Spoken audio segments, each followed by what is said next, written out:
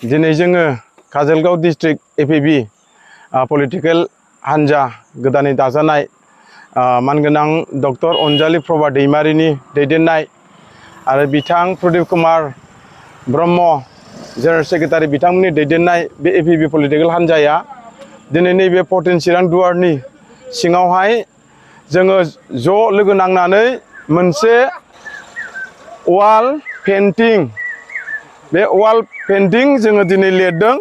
दा बेवहाय गोबां जोंनि मावथिफ्रा बेवहाय बाहागो लानानै दिनै सानसे फुंनिफ्रायनो अखा सान्दुं नेवसिनानैबाबो बेखौ दिनैहाय लिरदों।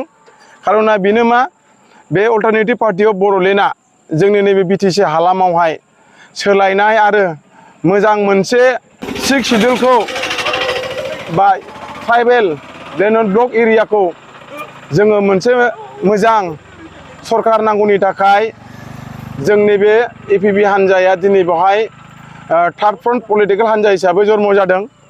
दिनै बे पलिटिकल हान्जाया बे बिटिसि ओनसोलाव गासैबो जाथि जनजाति हारिखौ लानानै दिनै जों बेवहाय सरकार दैदेनलांनो थाखाय दिनै जों बेवहाय ज' खामानि मावदों।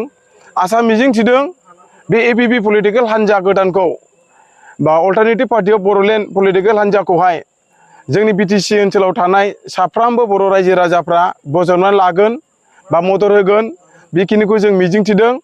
आरो जों मेसेज मोननाय मथेब्ला बे जोंनि बिटिसि ओनसोलाव सोलायनाय जाय सरकारा दिनै सोलायनाय आरो सोलायनाय परिबर्तननि बाथ्रा लानानै जे 5 बोसोराव सरकार सोलायदोंमोन बे 5 बोसोरनि सोलायलांनाय सरकारनि सायावहाय गोबां रायजो राजा 5 बोसोराव दिनै थारिखआव अहानाय मोनबाय बानाय मोनबाय।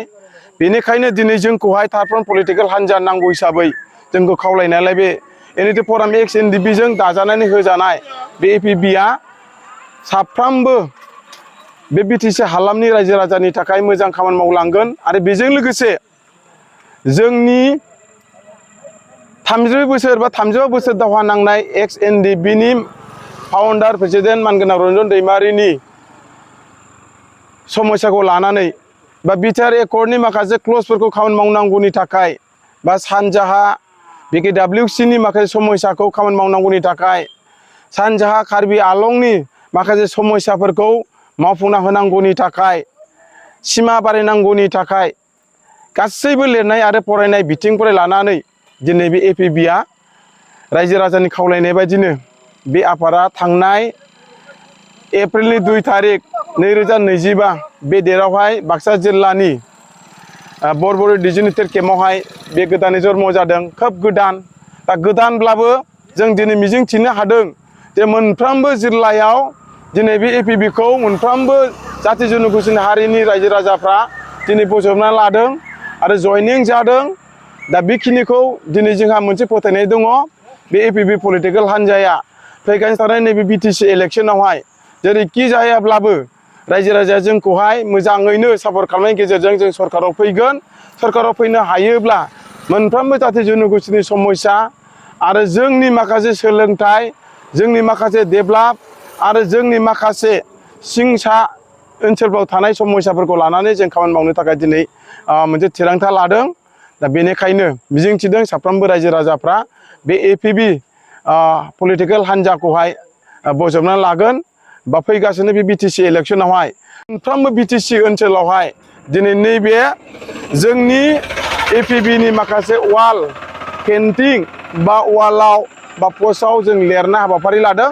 बेखिनि हाबाफारिया जोङो नैबे 14 चिरां दुवारावहाय जोङो साननै जाबाय बे खामानि मावनाया सप्तासेनि बारबाय। दा बेखिनि खामानिखौ जों स्टार्ट खालामबाय थादों मावबाय थादों। दा बेनिखायनो नोंथांमोननि चेनेलजों जों दिनै खावलायहरदों साफ्रोमबो रायजो राजाफ्रा जाहाथे एपिबिखौ फैगौ बे बिटिसि इलेक्सनाव देरहानानै मोजां मोनसे सरकार दाहोगोन बेखिनिखौ मिजिंथिनानै बबेसे बियाबाव एपिबि हान्जाया केन्डिडेटखौ होगोन?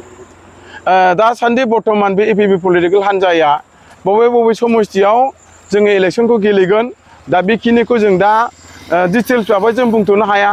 खिन्थु एपिबि हिसाबै सेन्ट्रेलनिफ्राय बे सिडब्लिउसिनिफ्राय दिनैहाय मोनसे खामानि दङ जे मोनफ्रोमबो बियाबाव बे 40टा बियाबनि गेजेराव जेसेबां हायो एसेबां डिस्ट्रिक्ट आरो ब्लक आरो प्राइमारिखौ दानानै खामानि मावबाय थानो थाखाय दिनै सेन्ट्रेलनिफ्राय जोंनो बिथोन होदों।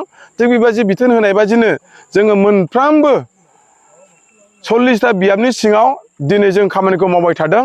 बेनिखायनो सम आरो बोथोरजों लोगोसे जोंनि बे पलिटिकेल हान्जाया APBआ बबे समस्यायाव जोङो केन्डिडेट होगोन बेखौ उननि पर्यायावहाय जों नोंथांमोननो चेनेलनि गेजेरजों जों फोरमायना होगोन। Thank you.